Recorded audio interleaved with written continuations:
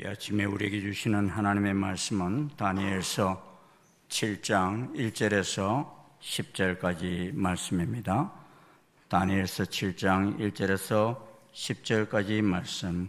오늘 우리 성경 봉독은 이행규 집사님, 배용숙 집사님의 아들 청년부 우리 이성구 청년이 성경 봉독하도록 하겠습니다.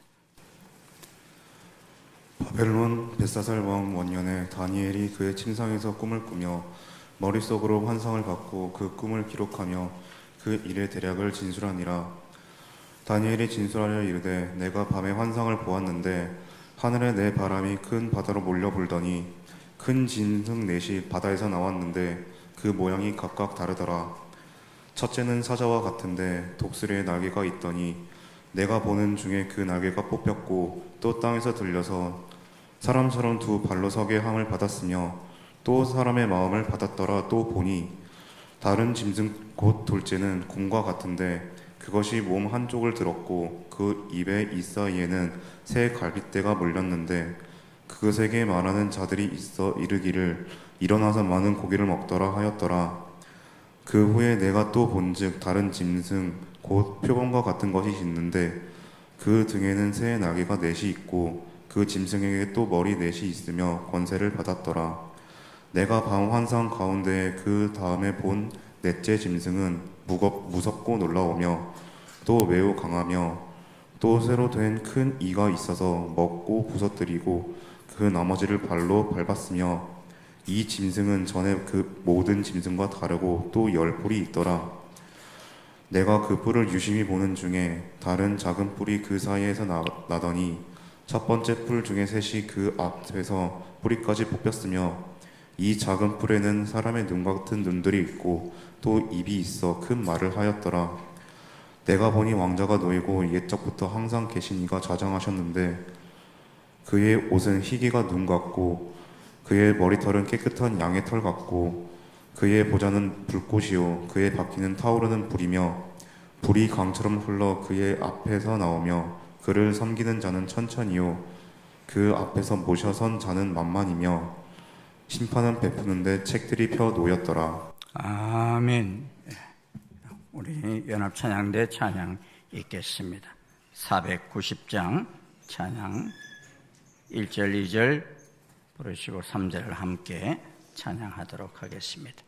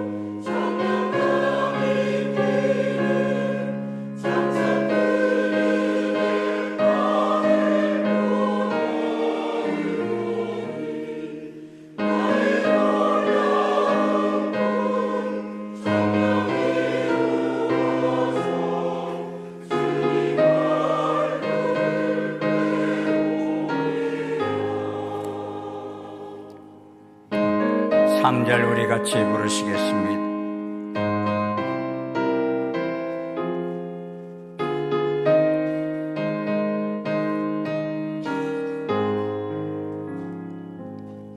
세상 풍조는 나날이 변하여도 나는 내 믿음 지키리니. 인생 살다가 죽음이 꿈 같으나 오직 내 꿈은 참되리라. 나의 놀라운 그 정녕 나 믿기는 장차 그 은혜 받을 편이. 나의 놀라운 그 정령이 이루어져 주님 얼굴을 배우리라. 우리 하나님께 영광의 박수 올려드리시겠습니다. 주님 감사합니다. 이번 주부터 우리 학가다가 또 바뀌죠. 에베소서 6장 18절 말씀 우리 학가다 3번 하도록 하겠습니다. 시작. 에베소서 6장 18절 말씀. 모든 기도와 간구를 하되 항상 성령 안에서 기도하고 이를 위하여 깨어 구하기를 항상 힘쓰며 여러 성도를 위하여 구하라. 에베소서 6장 18절 말씀. 에베소서 6장 18절 말씀. 모든 기도와 간구를 하되 항상 성령 안에서 기도하고 이를 위하여 깨어 구하기를 항상 힘쓰며 여러 성도를 위하여 구하라. 에베소서 6장 18절 말씀. 에베소서 6장 18절 말씀. 모든 기도와 간구를 하되 항상 성령 안에서 기도하고 이를 위하여 깨어 구하기를 항상 힘쓰며 여러 성도를 위하여 구하라. 에베소서 6장 18절 말씀. 아멘. 이 말씀대로 우리 심령들이 깨어 기도하는 이 역사가 새롭게 일어날 수 있기를 주의 이름으로 축원합니다. 어제 어떤 한 분 제 방에 와서 말씀 나누면서 목사님 그동안 기도하는 일을 너무 쉬었는데 오늘 말씀 들으면서 다시 기도해야겠다 하는 각오를 가지게 되었습니다. 그런 고백을 하시더라고요. 삶이 좋아지면은 기도하는 일이 점점 식어버려요. 선진국이 되면은 교회는 이상하게 다 깔아앉아 버려요. 네.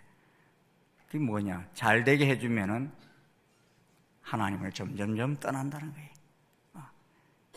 여러분, 잘 되면 하나님께 더 가까이 가고 싶어요? 잘 되면 자꾸 하나님 떠나기를 원해요?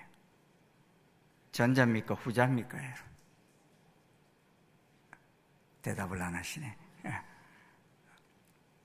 저는 우리가 날이 갈수록 하나님께 더 가까이 나아가는 큰 역사가 일어날 수 있기를 주의 이름으로 축원합니다. 특별히 이 시대는 기도해야 하는 그런 시대입니다. 이 순종하기 위해서 오늘 또 이 새벽에 나온 것을 믿습니다. 하나님 말씀 안에서 큰 하나님의 귀한 비밀을 깨달을 수 있기를 바랍니다.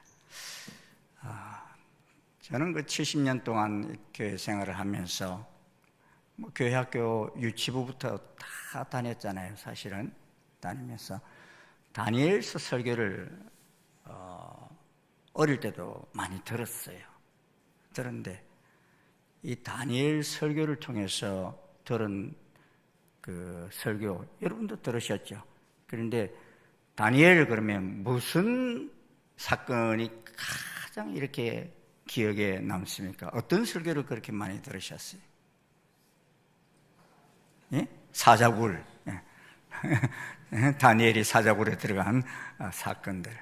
또 다니엘의 새 친구가 풀무불에 들어갔다가 살아난 사건. 저도 그 사건들은 설교를 여러 번 들었던 것 같아요. 그래서 정말 놀라운 일이다 하는 생각을 가지고 이렇게 마음에 늘 가지고 있었는데, 다니엘을 쭉 그 이후로도 이제 읽어 나가다 보니까 다니엘에는 그런 사건만 있는 게 아니에요. 정말 그 다니엘이 환상을 보고서 많이 고민도 하고 막 금식도 하고 뭐 번민도 하고 이런 막 역사들이 일어나는 그런 사건들도 많이 기록되어 있는 것을 보게 됩니다. 그리고 우리가 이제 막 보았던 말씀드렸던 그런 풀무불 사건이나 사자굴 사건은 다니엘서의 12장 가운데 전반부 6장까지 그게 주로 다 있는데, 이 후반부에는 또 이 미래에 되어질 놀라운 사건들에 대해서, 세계 속에서 일어날 그런 사건들에 대해서 많은 환상들을 보고서 다니엘이 번민하면서 기도하는 그런 모습을 보게 됩니다. 근데 왜 이렇게 환상을 보고서 번민하며 또 기도했을까 생각해 보니까, 이게 앞으로 미래에 되어질 일이 너무 분명하고 놀라운 일들이기 때문이었던 것입니다. 근데 다니엘서를 연구해 보면 이 미래에 있게 될 제국의 역사가 등장하는데, 전반부에도 등장하고 후반부에도 등장합니다. 먼저는 우리가 2장에 보면은 바벨론 왕 느부갓네살이 꿈꾼 이야기가 나오죠. 꿈을 꿨는데 술객들과 박수들 여러 사람들을 불러서 꿈을 말도 안 해주고서 내가 꾼 꿈을 니네들이 말하고 해석을 하래. 그걸 해석을 안 하면 다 죽이겠대. 엄청난 일이 나는 거예요. 아니, 우리가 점쟁이들한테 가서든지 뭐 이런 사람들한테 가서 꿈을 해석해달라 할 때는 내가 꿈을 꿨으면 내가 꾼 꿈은 이야기를 해줘야 될 거 아니에요.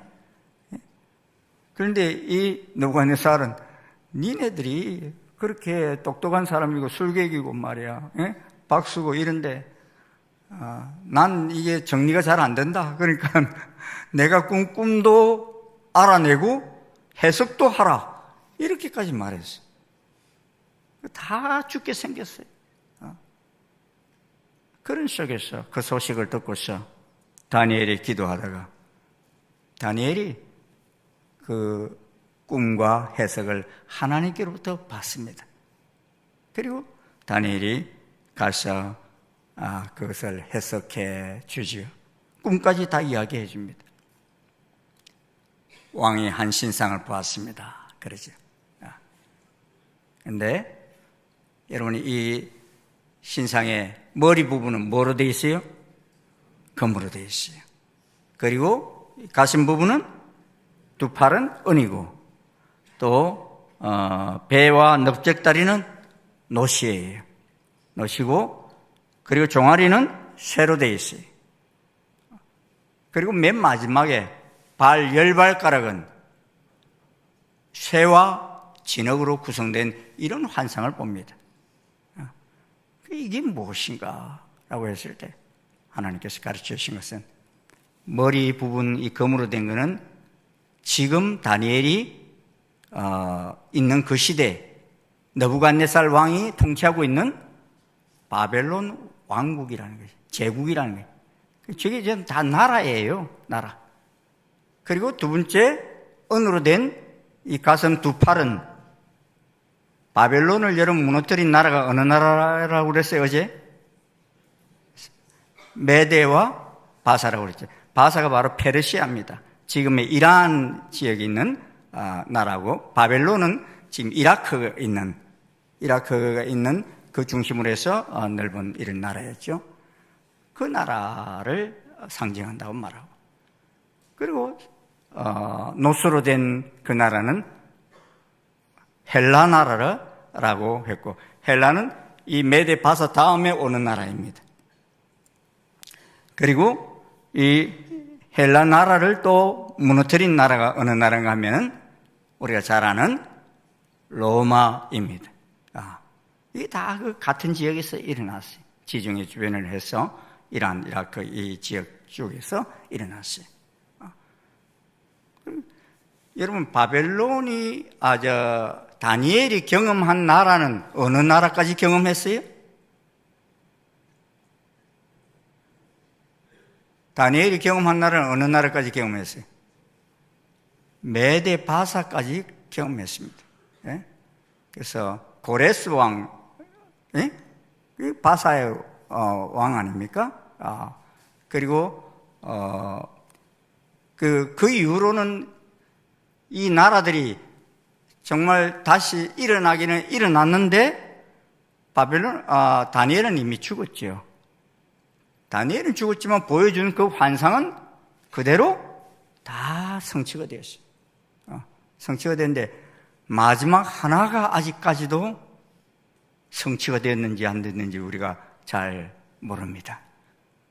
그 마지막 하나가 뭡니까? 열발가락.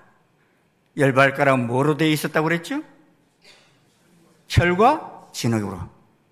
철이 뭐라고 그랬습니까? 아까 종아리 철, 로마라고 그랬죠. 로마라고 그랬는데 이 진흙은, 발가락은 철과 진흙으로 되어 있다. 그렇다면은 이 열 발가락의 마지막 산에서부터 돌이 날아와서 쳐서 완전히 부스러뜨려 버립니다. 이게 뭘 상징하느냐 하면은 메시아의 오심을 말하는 것입니다. 메시아의 오심을 말하는데 이 메시아에 오셔서 그 나라들을 다 부숴버리고 영원한 나라를 건설하실 것을 말씀하거든요. 그렇다면은 이 메시아의 오심이 초림일까요?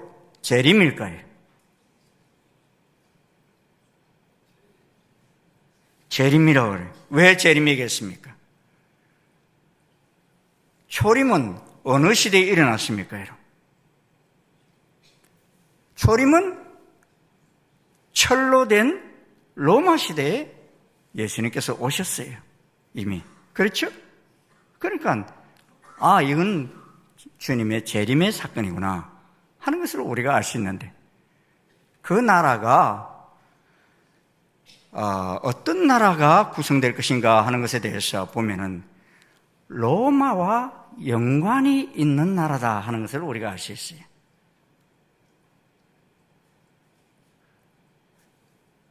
여러분, 이 열발가락이 뭐로 구성됐다고요? 철과 진흙으로 구성됐다. 철은 로마 제국이라고 그랬죠. 그런데 거기다가 뭔가 진흙이 합쳐져 있는 이런 열나라가 형성되어질 때 그때에 오셔서 부스러뜨리는 이런 역사가 일어나거든요. 그러다 보니 학자들은 이게 29주 공동체가 생겨나는 그때에 주님이 오시는 거 아니냐 이래가지고 한때 여러분 한 3, 40년 전에 그 많이 연구하고 막 그랬어요. 그런데 여러분 유럽 공동체가 10개 나라만 있습니까? 지금 28개 있다가 영국이 빠져나가고 27개나 했어요. 그러다 보니까 이거 아닌가 봐 이렇게 되어져 버렸는데 최근에 또 2018년도 11월 8일 날 보면 프랑스 대통령이 미국 대통령 트럼프, 그때 당시 트럼프죠. 트럼프 대통령이 자꾸만 이 유럽에 잘 도와주지 않고, 나토에 대해서, 잘 이렇게 지원해주지 않는 이런 상황이 있을 때 그런 말을 합니다. 이제 더 이상 미국을 의지하지 말자. 우리 유럽을 방어하기 위해서 유럽 군대를 출범시켜야 한다면은 10개국을, 우리가 구성해서 유럽 군대를 만들자 이런 이야기를 합니다. 그러면서 10개국을 구체적으로 언급을 해요. 그래서 사람들은 또 학자들은 아니 이게 또 그 10발가락인가 하는 의문을 가지고 지금 예의주시에서 이렇게 보고는 있습니다.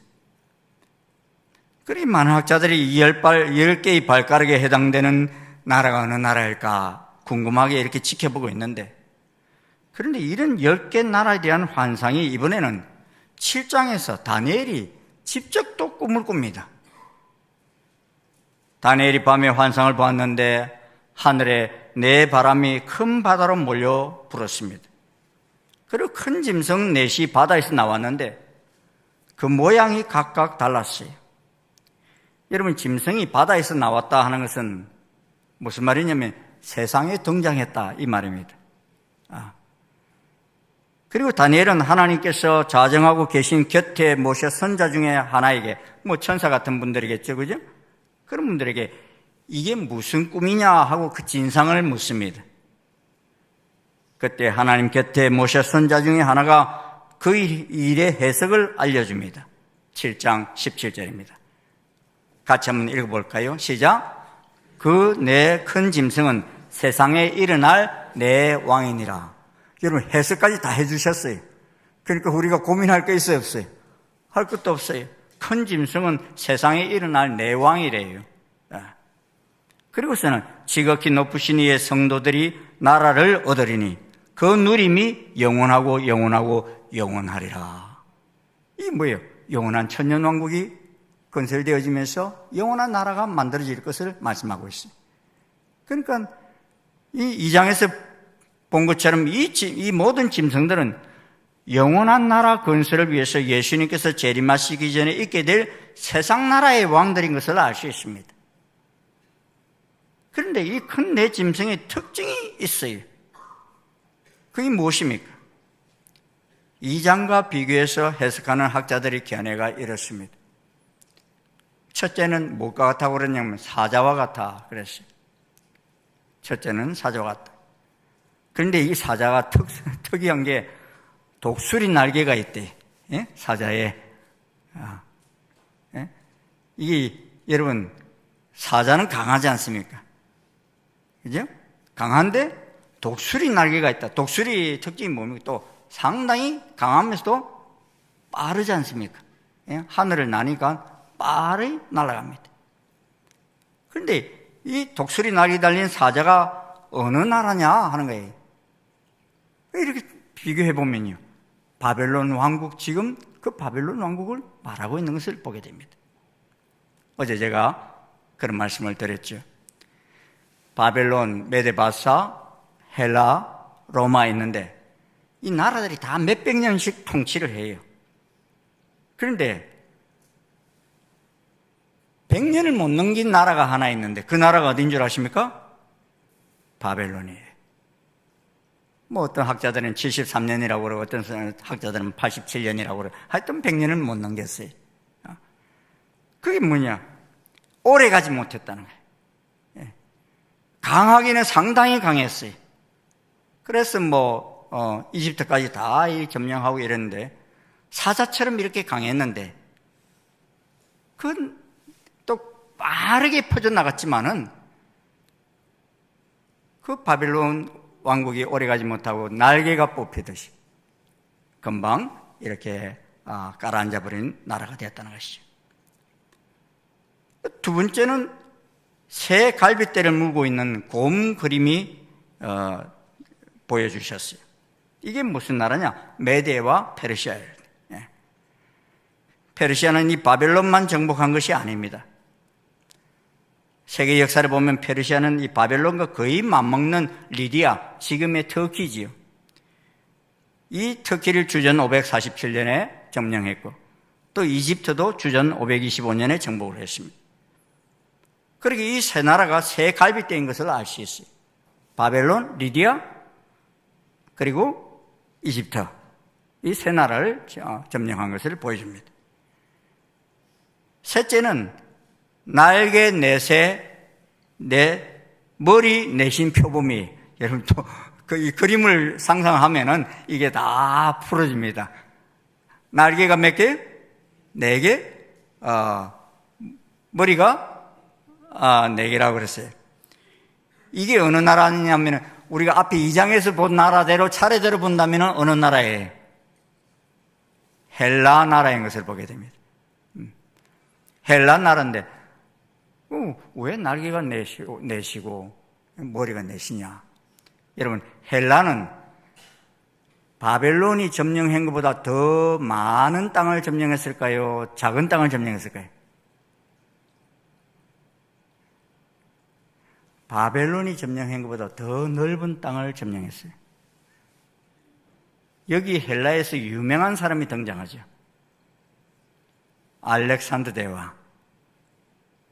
여러분 그 이름은 들어보셨습니까? 이 알렉산더 대왕이 인도 겐지스강인가요? 거기까지 점령을 하고서 그런 이야기를 했죠. 이제 더 이상 점령할 땅이 없어서 너무 슬프다 그러면서 그게 30대 초반에 그 땅을 점령했는데, 그런데 이 사람이 그렇게 점령했는데 너무 빨리 죽어버려요. 엄청난 땅을 점령하고서는 급속하게 점령. 이 날개가 넷이라는 게 뭐예요? 이 바벨론 나라보다도 더, 바벨론은 2개였잖아요. 바벨론보다도 더 빨리 급속하게 퍼졌다는 거예요. 그런데 머리가 4개라는 건 뭐예요? 4개의 나라로 갈라지는 것을 보게 됩니다. 그 알렉산더가 죽으면서 이 부하들이 그 나라를 4개로 쪼개서 통치를 합니다. 그 뭐 이름들이 다 있는데 리시마코스, 포톨레미마이오스, 카산드로스, 셀레우코스 이 4사람이 부하들이 4개를 나라로 나누어서 통치를 해요. 그 머리가 4개고 날개가 4개라는 이해가 되시죠? 이 그림을 그리면서 보면은 이게 이 역사 그대로 이게 진행이 됐구나 하는 것을 보게 됩니다. 이제 4번째 나라가 나오는데, 짐승이 나오는데, 그 보면 새 이빨 녹과 발톱 괴물이 등장합니다. 저런 괴물이었는지 어떤 괴물이었는지 모르지만 하여튼 그 독특한 그런 무시무시한 괴물이에요. 그런데 우리가 이 2장에서 경험한 바가 있기에 쉽게 이 나라가 어느 나라라는 것을 알 수 있습니다. 어느 나라에? 로마라는 것을 우리가 알 수 있죠. 이 로마 제국은 전에 모든 짐승과 달랐어요. 사실 다른 제국들은 다 다른 나라들의 정복을 당합니다. 그런데 로마 제국은 그 누구에게도 정복당하지를 않아요. 실제 역사에서 로마는 주 395년에 동로마와 서로마로 분열합니다. 또 이 서로마는 주 476년에 10개 나라로 분열됩니다. 그런데 다니엘 7장 7절에 보면 넷째 짐승은 뭐가 있더라? 10뿔이 있더라 그랬습니다. 우리 10뿔 그러니까 좀 생각나는 게 있죠? 2장에서 로마 제국 다음에 나오는 나라에 10발가락이 있었다 그랬죠? 여긴 또 10뿔이 있대. 이게 뿔은 뭘 상징하느냐? 나라를 상징합니다. 왕권을 상징합니다. 그런데 8절을 보면은 그 뿔을 유심히 보니 다른 작은 뿔이 그 사이에서 나옵니다. 10뿔이는 그 나라에서 일어날 10왕을 가리키는데, 그 후에 또 작은 뿔 하나가 일어난다는 것입니다. 10뿔 일어난 그곳에. 이 작은 뿔은 넷째 로마 짐승, 로마의 머리에서 솟아난 뿔입니다. 10뿔은 로마의 10개 나라로 분열되어 각각의 독립된 나라, 독립된 왕권을 가지고 국가를 이루었다는 뜻입니다. 그런데 24절에 보면 이 작은 뿔은 10뿔에서 일어난 그 후에 또 하나가 일어난다고 말씀합니다. 우리는 이 말씀에서 궁금한 게 뭡니까? 여러분 딱 이렇게 보면 궁금한 게 앞에 것까지 해석이 다 됐는데 이 사건이 딱 일어났을 때 궁금한 게 없어요?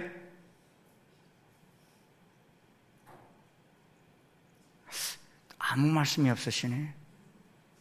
저는 다 궁금한 게, 이 작은 뿔은 또 뭐야? 작은 뿔은 또 뭐야? 하는 이 생각이 들어요. 또 이 작은 뿔이 올라오면서 먼저 있던 10뿔 중에 3뿔이 뿌리까지 뽑힌다 그랬어요. 그러면 새 나라가 없어진다는 뜻이잖아요. 작은 나라가 하나 또 나오는데 그 작은 나라가 나오면서 새 나라가 뿌리가 뽑힌다. 그럼 이 새 나라는 뭐야? 하는 생각이 들고, 여러분 앞에 모든 바벨론 제국, 헬라 제국, 이 제국들이 다 나왔는데 역사 속에 다 나왔던 나라입니까? 아닙니까? 나왔던 나라이죠. 그렇다면 이것도 역사 속에 나올 나라입니까? 아닙니까? 역사 속에 나올 나라라는 것을 알 수 있는 거예요. 그래서 이번에 저는 이게 역사 속에 이런 나라가 나온 적이 있나 하고서 연구를 해봤고, 또 먼저 연구한 분들 그것을 좀 이렇게 쭉 찾아봤어요. 그런데 그게 참 이해가 쉽지는 않았어요. 근데 여러분, 먼저는 로마가 망하면서 나타난 10개국이 있는가 하는 것이, 주 476년 이후 등장하는 10개국이 있느냐 하는 것입니다. 망할 것 같지 않던 로마는 이 게르만 민족의 대이동으로 나라가 분열되기 시작합니다. 약 120년에 걸쳐서 앵글로색슨족, 프랑크족, 알레마니족, 롬바르드족, 부르군디족, 스고트족, 스웨비족, 반달족, 헤룰라이족, 동고트족으로 10조각으로 그들의 족속대로 독립된 왕국, 독립된 나라들이 세워지는 것을 보게 됩니다. 이것이 넷째 짐승의 머리에 난 10뿔 시대가 시작되는 것으로 설명하는 학설들이 있습니다.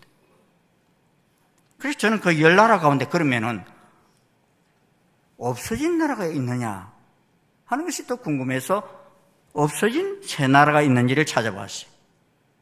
근데 신기하게도 이 10나라 중에서 7개 나라는 지금까지도 현대국가로 그대로 존재하고 있는데 새 나라는 사라진 것을 발견했어요. 그런데 10뿔 중에서 그 3뿔 족속이 어떤 족속이냐? 반달족과 동고트족과 헤루라이족들이 사라졌다는 거예요. 오늘까지 역사를 이어오지 못하고 있습니다.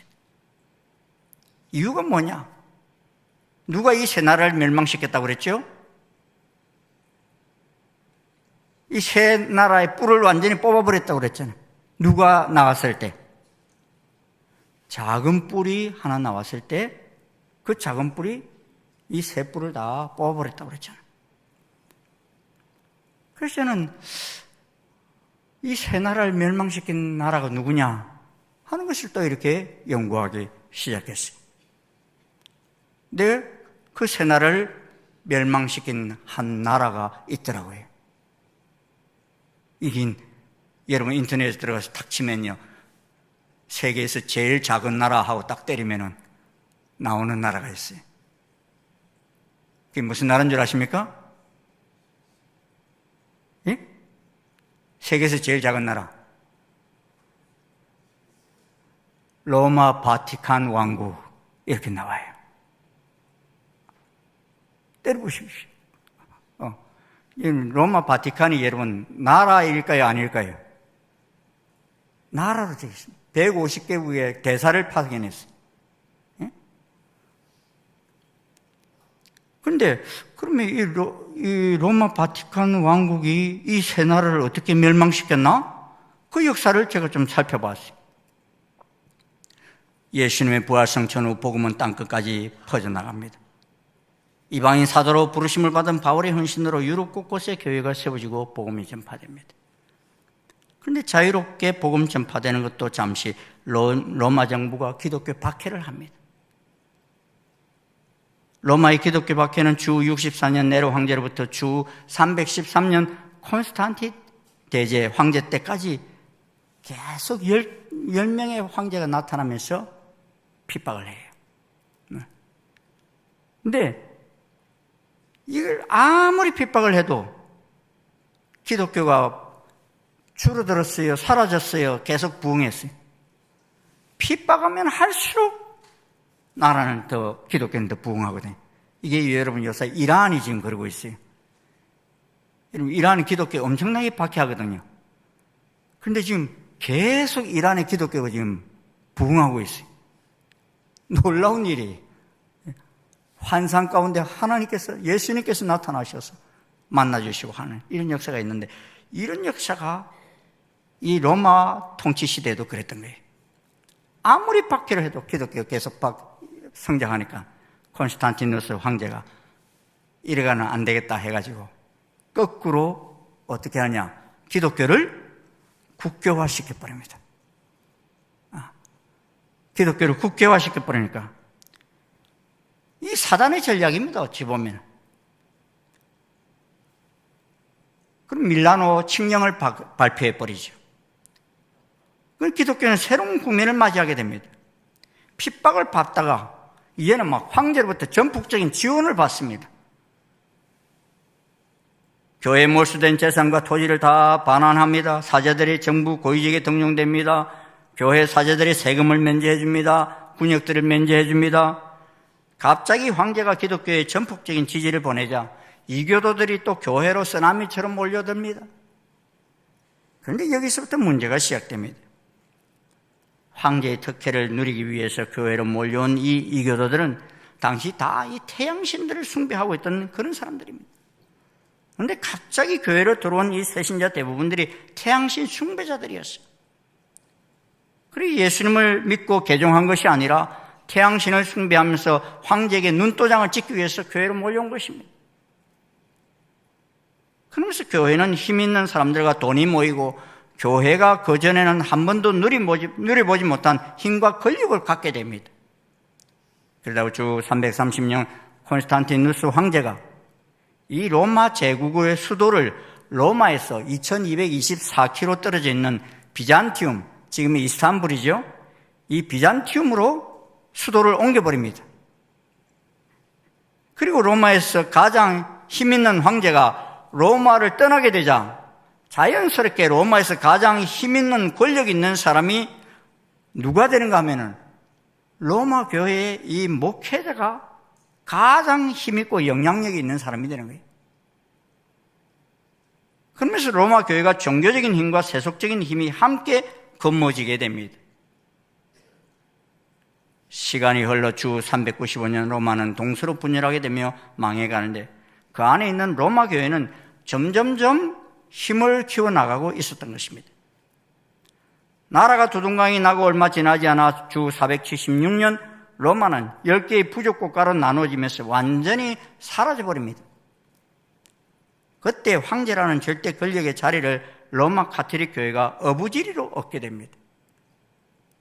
황제가 없이 쪼개진 나라들 사이에서 로마 교회는 이 쪼개진 나라들을 종교적으로 지배하기 시작합니다. 땅을 다스리는 것은 아니었지만 영혼과 정신을 붙들고 지배하는 새로운 황제 교황이 되어 있었던 것입니다. 그렇게 로마 가톨릭 교황이 유럽에서 힘을 키워가고 있을 때 이것을 제재하려는 세력들이 등장하기 시작했어요. 그때 로마 교회는 크게 두 개의 신학적 흐름이 있었습니다. 반삼위일체를 주장하는 아리우스파와 삼위일체를 주장하는 아타나시우스파로 나뉘었어요. 그런데 이 사상 중에 10뿔 중에 3뿔인 헬루리와 반달족과 동고토족은요 아리우스파를 지지했고 로마 교황은 이 아타나시우스를 지지하는 입장이었어요. 그래서 서로 신학적 견해가 다른 이 세 나라가 교황이 뭘 말하면 그 10개 나라 중에 이 세 나라가 잘 듣지를 않는 거예요. 왜? 신학적인 방향이 다르다 그래가지고. 그러자 교황이 화가 났는데 교황에는 군사적인 힘이 있어요, 없어요? 거의 없어요. 없다 보니까 이때의 교황은 자신의 권위에 굴복하지 않는 이 세 나라를 치기 위해서 아직 힘이 있는 동로마의 힘을 빌려서 이 세 나라를 치게 됩니다. 그 결과 이 헤룰리와 반달족과 동고토족을 완전히 멸망시켜서 뿌리를 뽑아버립니다. 그러다 보니까 주변 다른 나라들은 이를 보면서 아이쿠 교황에게 잘못했다가 큰 코 다치겠다, 이런 생각을 갖게 됩니다. 이렇게 로마 교황이 자신의 권위를 인정하지 않는 새 나라의 역사를 완전히 뿌리채 뽑고, 동시에 로마 교황의 권세는 세상을 지배하면서 우리가 세계사에서 배웠던 중세 종교 암흑 시대가 시작되는 것입니다. 이 중세 종교 암흑 시대가 시작된 시작이 주후 538년인데, 이 538년이 뭐냐? 동고토를 멸망시킨 그 시점이 주 538년이에요. 이때 유스티아니우스 황제는 로마의 교회 감독을 전 세계 기독교의 머리로 교리의 확정자요, 이단을 처벌하는 권위자로 임명하여 칙령을 발표하고, 이 혈액이 발생하게 된 주 538년을 합법적으로 교황이 최고의 세력자로 부상한 시점으로 간주된 것입니다. 여러분, 우리가 조금 전에 보았죠. 다니엘 7장 8절 한번 같이 읽어보시겠습니다. 시작. 작은 뿔이 그 사이에서 나더니 첫 번째 뿔 중에 셋이 그 앞에서 뿌리뼈까지 뽑혔으며, 20절, 또 그것의 머리에는 10뿔이 있고 그 외에 또 다른 뿔이 나오며 세 뿔이 그 앞에서 빠졌으며, 그 10뿔은 그 나라에서 일어날 10왕이요 그 위에 또 하나가 일어나니 세 왕을 복종시킬 것이며. 이렇게 로마 카톨릭이 생기면서 세 뿔을 뽑으면서 세상의 신고식을 치르고 등장한 것입니다. 좀 이 조사해 보니까 기독교 종교 개혁자들의 리더들, 마틴 루터나 존 칼빈, 존 낙스, 클레머, 요한 웨슬러 등 많은 분들은 이미 이 다니엘 7장의 작은 뿔 세력이 교황권이라고 이렇게 말을 했더라고요. 근데 이 작은 뿔의 특징이 계속 그 7장에 나옵니다. 7장 8절과 24절, 25절을 보면 이 작은 뿔에는 또 입이 있어 큰 말을 한다. 그는 먼저 있는 자들과 다르고 그가 장차 말로 지극히 높으신 자를 대적한다 그랬어요. 로마 교황권은 종교적 세력이지요. 수로마 분열 10나라 모두 정치적 군주국가였다면 교황권은 군주국가이면서 동시에 종교적 국가라는 점이 크게 다릅니다. 이전의 왕국들은 사람들의 몸을 다스렸지만 이 교황권은 사람의 영혼까지 다스리게 된 것입니다. 그런데 사람의 눈 같은 것들이 있다고 그랬고, 또 뿔이 또 큰 입이 이 큰 말을 한다고 그랬어요. 입이 있어서 큰 말을 한다고 그랬습니다. 이게 무슨 말이냐? 참남한 말을 한다는 것입니다. 여러분, 성경에 보면 참남한 말을 한다고 막 그 바리새인들이나 이런 사람들이, 제사장들이 예수님을 돌로 쳐서 죽이려고 하고 막 그런 적 있죠? 왜 그랬어요? 자칭 하나님이라고 그런다고. 또 죄를 살 수 있는 권세가 있다, 막 이런 말을 하기 때문에 돌을 쳐서 죽이려고 그러잖아요. 그건 예수님이 메시아라는 걸 몰라서 그랬지요. 그런데 예수님은 메시아인 줄을 당신은 아시니까 그렇게 하셨던 것이죠. 그런데 이런 일을 누가 하느냐? 이런 바티칸에서 공식적으로 발행된 책들을 보면요, 그 속에 답이 나오는 것을 보게 돼요.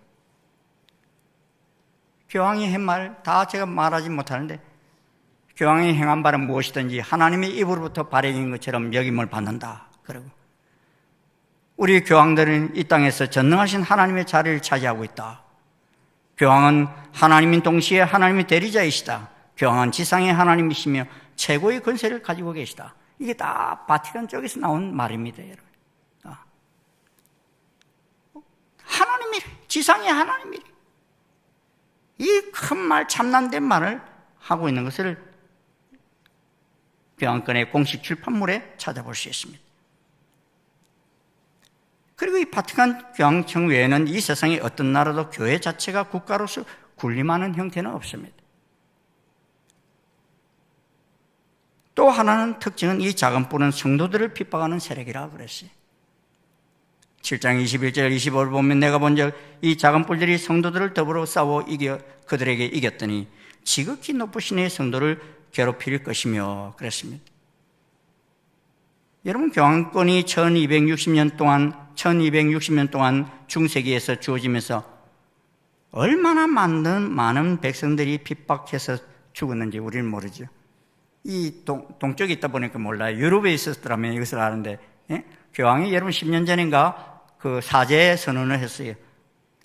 우리가 이 중세 때 이렇게 이런 나쁜 짓을 해서 용서를 빈다 한 것이, 그게 뭐냐? 수많은 기독교인들을 죽였어요. 여러분, 그 게이네스라는 학자는 말하기를 이렇게 기록했어요. 로마 교황은 자신이 양심적으로 믿는 신앙 때문에 로마 교회가 강요하는 가르침과 우상 숭배를 받아들이지 아니하고 한간 5천만 이상의 남녀들을 종교 암흑 시대 동안에 살상한 것으로 추산된다. 우리가 유태인 600만 죽은 건 알지만요, 크리스찬들이 얼마나 많이 죽었다는 것을 모르는 거예요. 제가 이렇게 조사를 해보니까 그 중에서 제일 많이 죽은 게 프랑스에서 죽었더래요. 어떤 때는 막 한 도시 전체가 그냥 거의 몰살되다시피 하는 그런 일들까지 있었더라고요. 그리고 이 작은 뿔은 때와 관련된 하나님의 법을 변경시킨다고 그랬어요. 수많은 성인 숭배 일을 제정하고 심지어 뭐까지 바꾸냐, 십계명까지 바꿔버렸어요. 그래서 십계명 보면 여러분 두 번째 계명이 없어져 버렸어요. 두 번째 계명이 뭡니까? 여기 띄워줘 보세요. PPT. 두 번째 계명이 뭡니까? 나를 위하여 새긴 우상을 만들지 말라. 근데 이런 바티칸에는 그런 우상들이 있어요, 없어요? 많이 있거든요. 그러니까 저걸 없애버리고 10번째 계명을 나누어가지고 10계명을 만들어 놓은 거 있잖아요. 이걸 누가 할 수 있다는 거예요? 교황이 마음대로 할 수 있다는 거예요. 그래서 종교개혁자 선봉이었던 마틴 루터는 교황권이 하나님의 십계명을 변경시킨 문제에 대해서 적그리스도적인 불법의 사람 곧 멸망의 아들이 있는데 그는 하나님의 법을 변경하였으며 하나님의 계명 위에 자신이 만든 계명을 높였다. 우리는 여기서 교황권이 진짜 적그리스도의 권좌에 앉아있다는 사실을 확신하는 바이다. 이렇게까지 말했어요. 저는 뭐 다른 종교를 이렇게 비난하고 싶어서 이 말씀을 드리는 게 아닙니다. 이 본문을 연구하다 보니까 이 나라가 어떤 나라인가 이렇게 연구하다 보니까 역사 속에 드러나 있는 이 나라인 것을 보게 됩니다. 여러분, 하나님께서 다니엘에게 이런 것을 미리 가르쳐 주신 이유가 뭡니까? 하나님의 백성인 이들에게 다가올 세대를 잘 준비하라고 그렇게 미리 가르쳐 주신 거 아닙니까? 사도 요한에게도 그렇게 미리 가르쳐 주신 이유가 뭡니까? 그것입니다. 저는 이 다니엘 7장이 해석되고 나니까요, 요한계시록이 다시 보이는 거 있잖아요. 왜? 그 속에 해석되지 않던 것이 다 이렇게 해석이 되어지는 것을 볼 수 있었어요. 뭐 그러려면 오늘 여러분 집에 다 못 가셔요. 그건 앞으로 제가 또 종말반에서도 또 나누고, 제가 있는 임기 동안에는 또 이렇게 좀 더 연구해서 이렇게 말씀을 드리고자 하는데, 저는 하나님께서 우리에게 보여주신 이 말씀들, 여러분 요한계시록을 말씀하시면서 뭐라고 그랬습니까? 이 예언의 말씀을 읽는 자와 듣는 자와 그 가운데 기록한 것을 지키는 자는 뭐가 있다고요? 복이 있다고요. 다니엘서 12장 10절에 뭐라고 그랬습니까? 많은 사람이 연단을 받아 스스로 정결하게 하며 희귀할 것이냐? 악한 사람은 악을 행하리니 악한 자는 아무것도 깨닫지 못하되 오직 지혜 있는 자는 깨달으리라. 지혜 있는 자는 어떻게 한다고요? 깨닫는다. 저는 여러분들이 다 지혜 있는 자의 대열에 설 수 있기를 주의 이름으로 축원합니다. 그래서 주님이 가르치신 이 귀한 비밀을 깨달아서 주님 오심을 잘 준비할 수 있기를 소원합니다. 혹시라도 제가 드린 말씀이 이거는 성경적이지 않습니다. 그래서 더 정확한 내용을 여러분들이 연구해서 깨달았으면 저한테 꼭 가르쳐 주세요. 저는 지금까지 가지고 있던 많은 의문점들이 이번에 해결되면서 참 이런 비밀이 있었구나 하는 것을 깨달으면서 좀 더 성경이 자세히 이렇게 보여지기 시작하는 것을 보게 됩니다. 여사에 일어나는 이 전쟁들을 바라보면서도 마지막 때 있게 될 전쟁들, 여러분, 아직까지 성경에 성취되지 않은 전쟁들도 많이 있습니다. 시편 83편 전쟁이라든지 아마겟돈 전쟁이라든지 곡과 마곡의 전쟁이라든지 이런 전쟁들이 요새 보면요, 이거 시편 83편 전쟁이 지금 이루어지는 것 아닌가, 막 이런 생각이 막 들고요. 요새 막 러시아가 막 지금 시리아 쪽하고 이란 쪽으로 수송기를 보내가지고 뭘 막 무기를 보내고 있다고 그러죠? 이런 곡과 마곡은 어디에 있는 나라예요? 저 러시아 쪽에 있는 나라예요. 그러면서 이 전쟁이 일어나면 큰 전쟁이 일어나는데 여섯째 나팔의 전쟁들. 근데 거의 다 그게 그 전쟁이 일어나면 중동 지역에서 일어나요. 이 환상을 보여줬던 그 주변에서 다 일어나는 것을 보게 됩니다. 말씀을 연구하고 공부하십시다. 그리고 기도하면서 이 시대를 잘 이겨내어서 끝까지 승리하는 우리 모두가 될 수 있기를 주의 이름으로 축원합니다.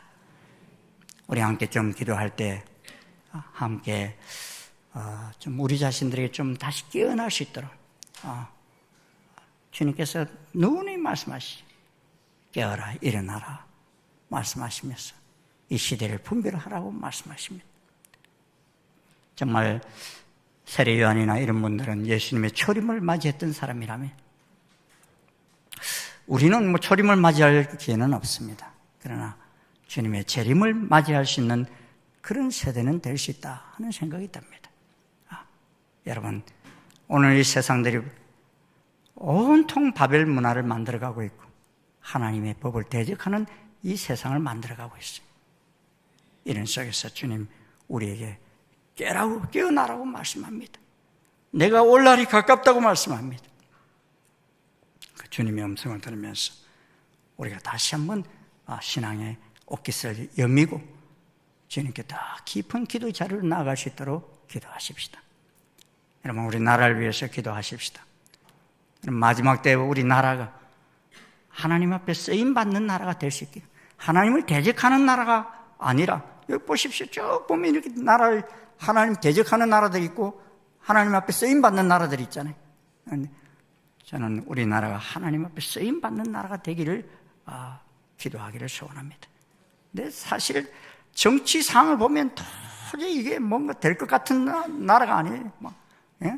너무 하나 되지 못해서 아픔을 겪는 이런 나라인데, 그러나 하나님이 하시면 하실 수 있습니다.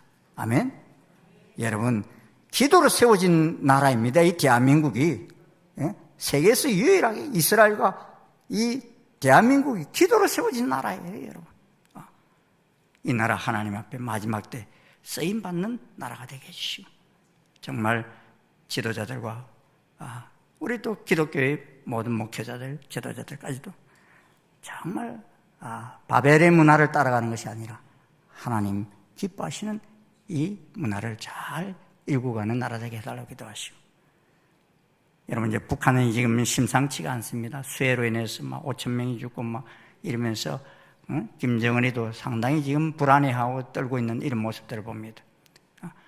하나님께서 어떻게 하실지를 우리가 내다보는데 우리가 기도하기를 소원합니다. 주님, 이 땅에 피 흘림 없이 통일이 되어서 이 마지막 때 함께 쓰임받을 수 있는 민족이 될 수 있게 해달라고 간절하게 기도할 수 있기를 원합니다. 여러분, 우리 주변 나라들이 지금 너무 불안한 상태에 있습니다. 일본 같은 데가 지금 지진과 화산과 이런 해일 때문에 지금 비행기들이 뜨지를 못하고 막 이런 엄청난 어려움들을 긴장 속에 있고, 중국도 마찬가지입니다. 이런 주변 나라들이 다 불안한 상태에 있습니다. 이런 나라들 속에도 주님의 복음이 임하여서 이 환난과 난리가 도리어 복음 전파의 기회가 될 수 있는 그런 역사가 되게 해달라고 간절히 기도할 수 있기를 원합니다. 우리 함께 좀 통성으로 기도하시겠는데, 특별히 오늘 또 우리가 수술받는 한 분이 있습니다. 우리 한나다락방 강춘자 권사님, 지난 수요일날 집에서 거동 중에 발을 접질러서 넘어지셨는데 발목뼈가 부러져서 오늘 12시경에 수술을 하셔야 하는 상황입니다. 우리 포인트 병원에서 입원하셔서 수술하시는데 연세가 많으셔서 전신 마취가 필요한 상황인데 참 쉽지 않는 그런 상황입니다. 마취와 수술의 모든 과정은 안전하게 잘 진행되어서 너무 교회를 사랑하며 사모하는 마음을 가지고 나오시는 우리 권사님, 다시금 주의 전을 마음껏 다니시기에 부족함이 없도록 수술 잘 되어질 수 있도록 우리 강춘자 권사님을 위해서 함께 힘있게 기도해 주시기를 바랍니다. 우리 손을 들고 주님 앞에 주님 세 번 부르짖고 기도하고 돌아가시도록 하겠습니다. 주여, 주여, 주여.